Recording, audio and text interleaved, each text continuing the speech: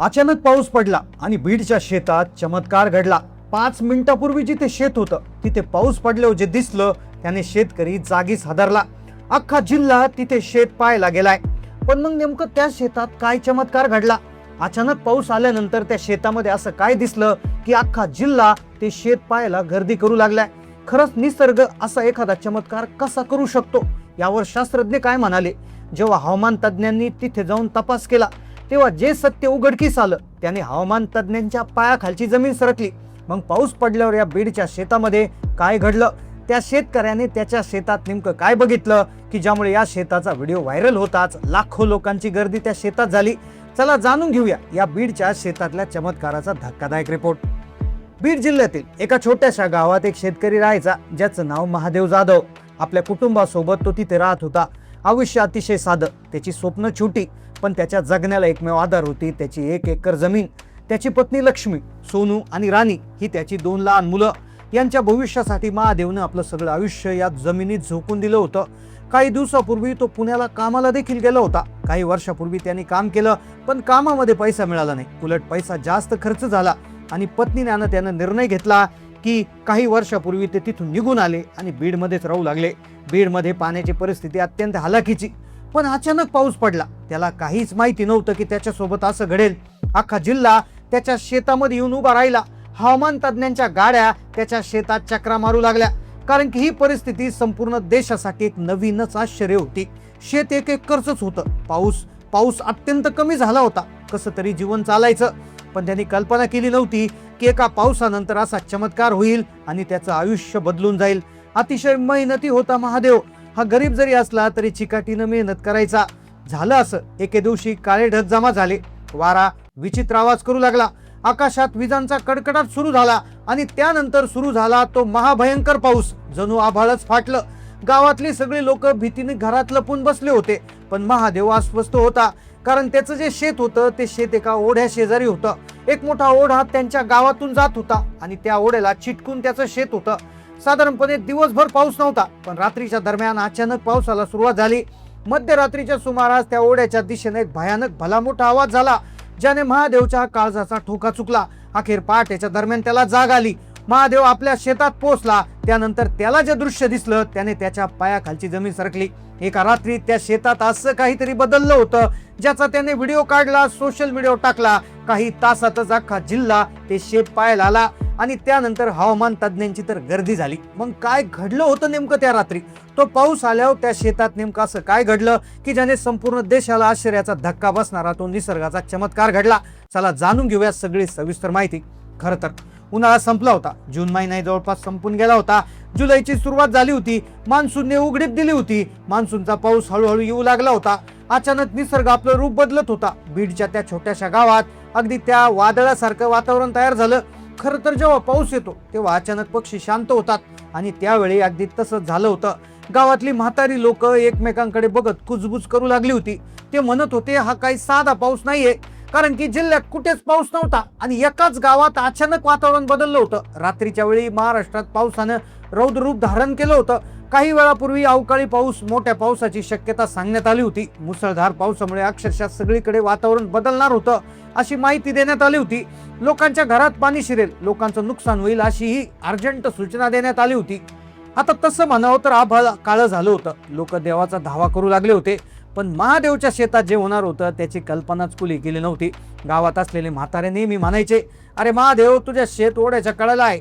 ओढ्याच्या कडेला शेत असेल तर खूप काळजी घ्यावी लागती, कारण की ओढ्याला कडेला जर शेत असेल आणि ओढ्याला पाणी आलं तर कदाचित शेतात पाणी जाऊ शकतं, तुझं पीक वाया जाईल, असं ते नेहमी महादेवला सल्ला द्यायचे।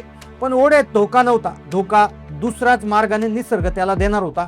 कोणालाही त्याची कल्पना नव्हती। खरं तर महादेवच्या दारात त्या ठिकाणी उभा राहून तो ओढ्याकडे बघायचा। त्याची पत्नी लक्ष्मी त्याला समजत होती।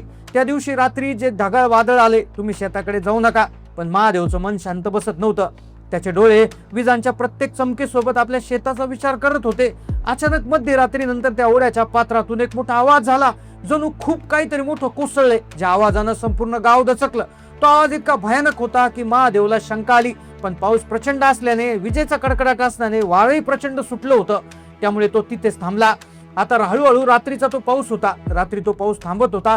पहाटे पर्यंत त्याने वाट पाहिली, पण तो पाऊस काही थांबला नाही. तो झोपून गेला, त्याला झोप येत नव्हती. पण पहाटे कसा बसा उठला, पाऊस ओसरला होता. महादेव आता शेताकडे निघाला. चिखलातून वाट का तो शेताकडे धावला. तो शेताच्या बांधावर पोहोचला आणि तेव्हा त्याने जे पाहिलं, तो जागीच खिळून उभा राहिला. त्याच्या डोळ्यासमोर असं काय होतं, त्याच्या शेतात असं काय विचित्र घडलं होतं. काय होता तो निसर्गाचा चमत्कार की ज्यामुळे अक्षरशः जिल्हा काही तासात तिथे उभा राहिला. खरं तर ती रात्र ही प्रचंड विचित्र होती. रात्री 11च्या दरम्यान पावसाला सुरुवात झाली होती. 2-4 दिवसापूर्वी वादळी पावसाचा इशारा देण्यात आला होता, पण त्याला फारसं सिरियसली कोणी घेतलं नाही, कारण की सगळीकडे उघडीप होती. आणि मग पाऊस कसा येईल असं प्रत्येकाला वाटत होतं. पण अगदी काही दिवसानंतरच म्हणजे 48 तासातच गावामध्ये एक विचित्र वादळी प्रणाली सक्रिय झाली आणि पावसानंतर एक मोठं संकट आलं. आणि त्या संकटाने महादेवचा शेताचा जो मोठा तो भयानक चमत्कार घडला. खरं तर महादेव रात्रभर झोपला नाही, त्याला थोडा डोळा लागला. पण पहाटे जाग आली आणि पहाटेच तो शेताकडे निघाला. महादेव जसा जसा शेताच्या जवळ जात होता तसं त्याचं हृदय जोरानं थडथडत होतं. त्याच्या डोळ्यासमोर कालपर्यंत उभी राहिलेली पिकं फिरत होती. त्याच्या मुलांची स्वप्न होती, कारण की 1 एकर शेत म्हणजे त्याच्या मुलाचं स्वप्न होतं. पण काही अंतरावर पोहोचताच त्याचे पाय जागीच थांबले. महादेवच्या तोंडातून शब्द बाहेर पडत नव्हते. त्याचे डोळे विस्पारले गेले. त्याच्या मागे अगदी त्याची पत्नी, त्याची 2 मुलं आली होती. शेजारचे 2 थेट शेतकरी त्याच्या पाठीमागे आले होते. सगळ्यांनी पुढचं दृश्य पाहिलं आणि सगळे जागेच थिजले. जिथे कालपर्यंत महादेवची जमीन होती, जी ओढ्याला चिटकून जमीन होती, जी महादेवची ओढ्याला अगदी चिटकून असलेली जमीन होती, तिथे ज्यामुळे त्याला पाण्याचा फारसा प्रॉब्लेम येत नव्हता. थोडाफार पाऊस पडला की महादेवच्या शेतात असणाऱ्या विहिरीला गच्च पाणी यायचं आणि महादेवचं ठीक चालायचं. पण त्याचं जे शेत होतं त्या ओढ्यामुळेच तिथे ती घटना घडणार होती, ज्याने सगळेजण हादरणार होते. जिथे कालपर्यंत महादेवचं शेत दिसत होतं, तिथे ते शेत पाहण्यासाठी ते पहाटेच निघाले होते. थोडासा अंधार होता, थोडंसं धुकं होतं, सगळीकडे पावसानं चिखल झालेला होता. कसं तरी वाट काढत ते जमिनीकडे त्यांच्या जाऊ लागले होते. काही क्षण पुढे आल्यावर तर त्याला त्याची जमीनच कळेना. आता असं कसं होईल, जमीन कुठे जाणार आहे असा प्रश्न त्याच्या पत्नीनं विचारला. पण तो म्हटला की आपली जमीनच मला दिसेना, कारण की जिथपर्यंत येऊन त्याचे पाऊल थांबले होते तिथून पुढे त्याच्या जमिनीचा बांध होता आणि त्या बांधाच्या पुढे जमीन नव्हती. मग ती जमीन गेली कुठे? ती आकाशाने गिळली की खाली पाताळात गेली? कुठे गेली होती ती जमीन? अक्षरशः थोडा उजेड पडल्यानंतर त्यांच्या लक्षात आलं की तिथे जमीन नव्हती, तिथे फक्त चिखल, पाणी आणि प्रचंड खोल खड्डा पडला होता. होय, एक मोठा खड्डा. हे सामान्य नुकसान नव्हतं. सगळ्यात धक्कादायक गोष्ट म्हणजे महादेवच्या संपूर्ण शेताचा आकारच रातोरात बनवला होता. जसं कोणतरी जादू करून मशीन लावून रातोरात त्याची सगळी जमीन उकरून कुठेतरी घेऊन गेली. जिथे जमीन नव्हती, फक्त बांधाच्या बॉर्डर होत्या आणि बॉर्डरच्या खाली भला मोठा खड्डा पडला होता. जवळपास 10 फूट खोलीचा खड्डा, जो सुपीक माती घेऊन जो ओढा होता तो सगळी माती घेऊन निघून गेला होता. रात्री घडला असं अचानक ढगफुटी सदृश्य पाऊस झाला. त्या ओढ्याला प्रचंड पूर आला. पूर आल्यानंतर ओढ्याची जी दिशा होती, पाण्याचा फ्लो होता, तो फ्लो पूर्णतः त्याच्या शेतात घुसला आणि बांधापासून सगळी माती खरडून दिली आणि तिथे आता शेत नव्हतं तर 10 फुटी खड्डा होता. ही माहिती कळाल्यानंतर सगळ्या गावामध्ये बातमी व्हायरल झाली आणि सगळ्या गावातली लोक पाहायला आली. तर या निसर्गाच्या अद्भुत गोष्टीबद्दल तुम्हाला काय वाटतं? याच्यात चूक कोणाची? नक्की कमेंटमध्ये कळवा. तुमच्या गावात असा एखादा प्रसंग घडला होता का? नक्की कमेंटमध्ये कळवा. चॅनलला नवीन असा तर सबस्क्राईब करा. धन्यवाद.